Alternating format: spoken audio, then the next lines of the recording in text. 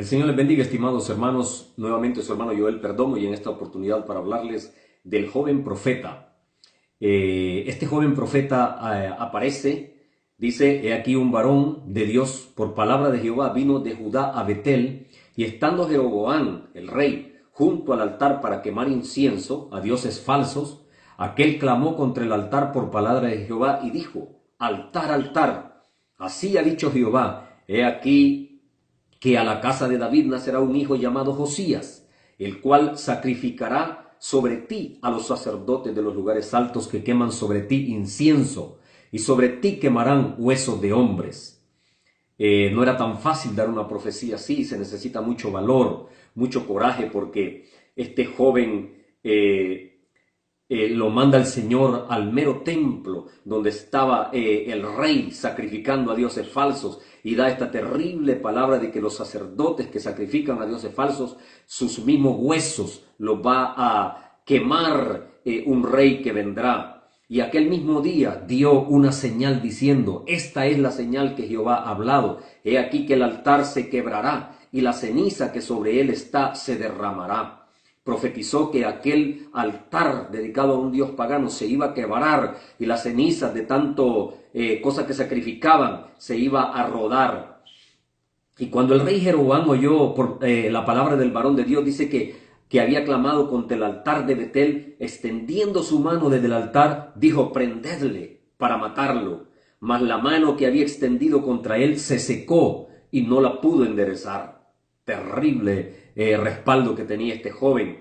Y el altar se rompió y se derramó la ceniza del altar conforme a la palabra que el varón de Dios había dado por palabra de Jehová. No solamente se le secó la mano al rey, sino que también la palabra del altar, el altar se quebró y se cumplió y la ceniza se derramó. Entonces el rey se asustó y dijo al varón de Dios: te pido que ruegues ante la presencia de Jehová tu Dios y ores por mí para que mi mano me sea restaurada.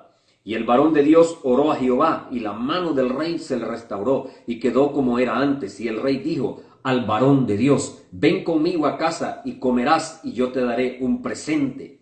Le ofreció regalos. Pero el varón de Dios dijo al rey: aunque me dieras la mitad de tu casa, no iría contigo, ni comería pan, ni bebería agua en este lugar, porque así me está ordenado por palabra de Jehová, diciendo: no comas pan, ni bebas agua, ni regreses por el camino que fueres. Así que él regresó por otro camino y no volvió por el camino donde había venido, porque tenía orden de Dios de no comer ni beber, quizá en rechazo a todo el pecado en que se había contaminado Betel con los ídolos paganos, y por eso Dios no quería que aceptara nada de aquella gente. Así que allí moraba, dice, un viejo profeta también, y aquí es el encuentro de este joven profeta con un viejo profeta que vivía en Betel. Dice que vino y a él le contaron todo lo que el varón de Dios había hecho aquel día en Betel y las palabras del rey. Y su padre le dijo a sus hijos: ¿por qué camino se fue? Y sus hijos le mostraron el camino por donde había regresado el varón de Dios. Y él dijo a sus hijos: ensilladme el asno. Y ellos se lo ensillaron, y yendo tras el varón de Dios le halló sentado debajo de una encina. Este viejo profeta encontró al profeta joven debajo de una encina, quizá con mucho cansancio, hambre, porque él tenía prohibido comer y regresar por el mismo camino.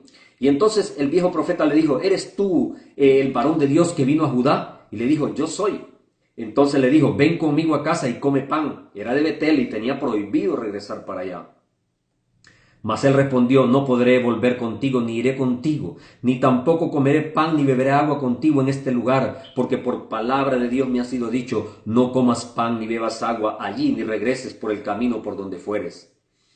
El joven estaba convencido de la palabra de Dios, y el otro le dijo mintiéndole, y esto crea un debate, porque como un profeta de Dios va a mentir. Bueno, no se preocupe, deje que Dios le pida cuenta a este hombre, porque si él se arrepintió de su mentira, Dios le perdonó. Pero si era un mentiroso compulsivo, pues entonces se perdió. Pero lo importante esto es que le dijo, mintiéndole, el profeta viejo: yo también soy profeta como tú, y un ángel me ha hablado por palabra de Jehová. Recuerde que estaba mintiendo, diciendo: tráele contigo a tu casa para que coma pan y beba agua. Entonces volvió con él y comió pan en su casa y bebió agua. Pero mientras estaban ahí sentados, vino palabra de Jehová al viejo profeta y le dijo al varón de Dios: así dice Jehová, por cuanto has sido rebelde al mandato de Jehová y no guardaste el mandamiento que Jehová tu Dios te había prescrito, sino que volviste y comiste pan y bebiste agua en este lugar, donde Jehová te había dicho que no comieses pan ni bebieses agua, no entrará tu cuerpo en el sepulcro de tus padres. Y cuando había comido pan el joven y había bebido, el que le había hecho volver le ensilló el asno, y yéndose al joven le topó un león en el camino y le mató, y su cuerpo estaba echado en el camino, y el asno junto a él, y el león también junto al cuerpo. Vemos un joven profeta lleno del Espíritu Santo y del poder de Dios, que su ministerio solamente acababa de arrancar y allí mismo terminó, de entrada por salida. Porque la experiencia cuenta, porque cuenta el conocimiento de los años de conocer la palabra de Dios, donde Jesús dice escudriñar las Escrituras. Porque si él hubiera estado convencido de que Dios no cambia, que Dios no tiene dos bocas y que cuando Dios habla una cosa, no puede por la mañana decir una cosa y por la tarde otra, este joven no hubiese cometido este gran error.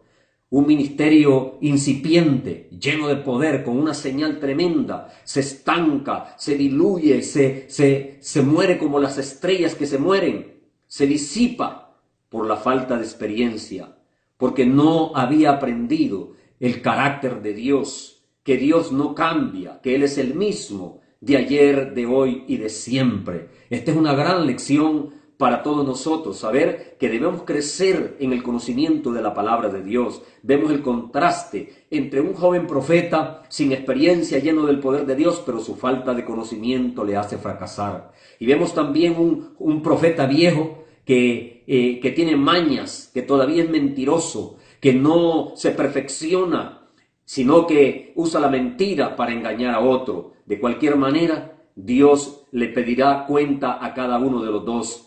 Tal vez el joven desobedeció, pero no había cometido un pecado mayor. Lo que sucedió fue que su ministerio se disipó, se destruyó. Tal vez Dios tenía muchos planes con él, iba comenzando. La Biblia dice que las cosas que antes se escribieron, para nuestra edificación se escribieron a fin de que por medio de las Escrituras tengamos consolación.